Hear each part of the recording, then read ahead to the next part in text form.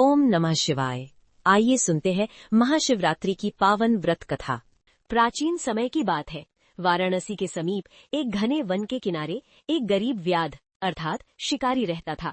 उसका जीवन अत्यंत कठिन और संघर्षपूर्ण था। वह प्रतिदिन जंगल में जाकर पशुओं का शिकार करता और उसी से अपने परिवार का पालन पोषण करता। जीव हत्या उसका व्यवसाय था, इसलिए उसके जीवन में पाप अधिक थे, परंतु वह स्वभाव से अत्यंत क्रूर नहीं था। परिस्थितियों ने उसे ऐसा बना दिया था। एक वर्ष फाल्गुन मास की कृष्ण चतुर्दशी का दिन आया। ये पावन महाशिवरात्रि का दिन था। उस दिन भी शिकारी प्रातःकाल धनुष बाण लेकर जंगल में शिकार की खोज में निकला। संयोग से पूरे दिन उसे कोई शिकार नहीं मिला। सूर्य अस्त हो गया और भूख प्यास से व्याकुल वो सोचने लगा कि आज परिवार को क्या खिलाएगा। रात गहराने लगी। भय से बचने के लिए वो एक घने बेल अर्थात बिल्व वृक्ष पर चढ़ गया। उसे ये ज्ञात नहीं था कि उस वृक्ष के नीचे एक प्राचीन शिवलिंग स्थापित है। ठंडी रात में जागते रहने के लिए वो समय समय पर बेलपत्र तोड़कर नीचे गिराता रहा ताकि नींद न आ जाए। संयोगवश वे सभी पत्ते सीधे शिवलिंग पर गिरते रहे।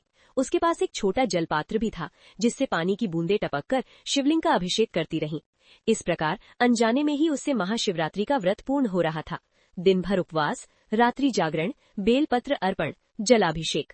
रात्रि का पहला प्रहर बीता ही था कि एक गर्भवती हिरणी वहां आई। शिकारी ने धनुष तान लिया। हिरणी ने करुण स्वर में कहा, हे व्याध, मैं गर्भवती हूँ, मुझे अपने शावकों को जन्म देने दो, फिर मैं स्वयं लौट आऊंगी। शिकारी ने उसे जाने दिया। कुछ समय बाद दूसरी हिरणी आई।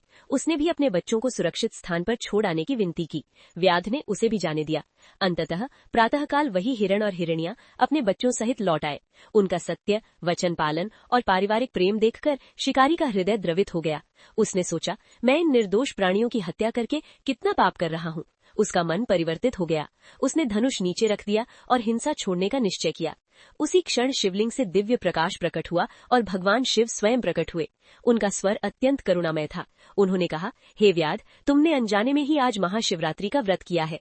उपवास, जागरण और बेलपत्र अर्पण से तुम पाप मुक्त हो गए हो। साथ ही तुम्हारे हृदय में करुणा जागी है। यही सच्ची भक्ति है।